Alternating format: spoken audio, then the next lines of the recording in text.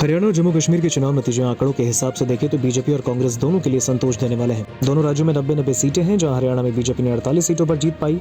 वहीं जम्मू कश्मीर में national conference संग मिलकर कांग्रेस ने सरकार बना ली, लेकिन हरियाणा विधानसभा चुनावों के चौंकाने वाले नतीजों से कांग्रेस को यह एहसास जरूर हुआ होगा कि उसे अभी भी लंबा रास्ता तय करना है, और अगर वो महाराष्ट्र में अच्छा प्रदर्शन नहीं करती तो लोकसभा में उसका प्रदर्शन सिर्फ एक संयोग माना जाएगा। देखा जाए तो कांग्रेस ने हरियाणा में अपने वोट शेयर में उल्लेखनीय सुधार किया है।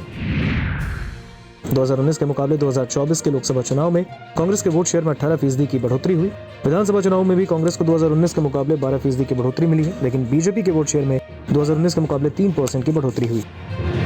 महाराष्ट्र में कांग्रेस और बीजेपी एक दूसरे के खिलाफ अधिकतम सीटों पर चुनाव लड़ने जा रही है, इसलिए वोट शेयर में बढ़ोतरी के बावजूद कांग्रेस को राज्य में बीजेपी के वोट बरकरार रहने से सावधान रहना होगा। कांग्रेस को बीजेपी के गैर हिंदुत्व वोट को अपनी ओर खींचने पर भी काम करना होगा। लोकसभा चुनाव में जीत के बाद कांग्रेस का आक्रामक रुख उसके सहयोगी दल शिवसेना को रास नहीं आ रहा।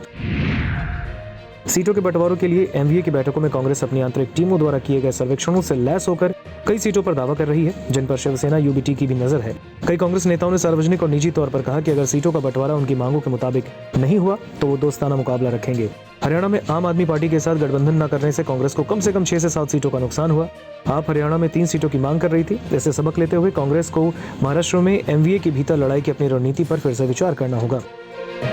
पिछले कुछ सालों में कांग्रेस ने जहां भी क्षेत्रीय क्षत्रपों को पूरी ताकत देने का काम किया, वहां विद्रोहियों को बढ़ावा मिला और टिकट वितरण में समस्याएं आई। छत्तीसगढ़ में भूपेश बघेल, मध्य प्रदेश में कमलनाथ, राजस्थान में अशोक गहलोत और अब हरियाणा में भूपेंद्र हुड्डा के साथ ऐसा हुआ है। महाराष्ट्र में कांग्रेस के पास ऐसा कोई नेता नहीं जिसके पूरे महाराष्ट्र में मौजूदगी हो।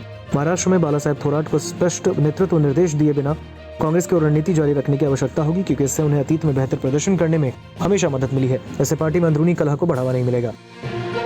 कांग्रेस को बीजेपी के ओबीसी मतदाताओं के सामाजिक संयोजन पर बारीकी से नजर डालने की जरूरत होगी। लोकसभा में मुस्लिम, दलित, आदिवासी, मराठवाड़ा में मराठा ने पार्टी की मदद की, लेकिन विधानसभा में कांग्रेस को माली, धनगर, वंजारी, कुंभी और तेली जैसे छोटे जाति समूहों को एक साथ लाने की बीजेपी की क्षमता पर नजर रखने की जरूरत होगी। अगर कांग्रेस बेहतर प्रदर्शन करना चाहती है तो उसे अन्य छोटे वर्गों तक भी पहुंच बनाने की जरूरत होगी, क्योंकि बीजेपी पहले से ही ओबीसी एकीकरण की रणनीति पर काम कर रही है।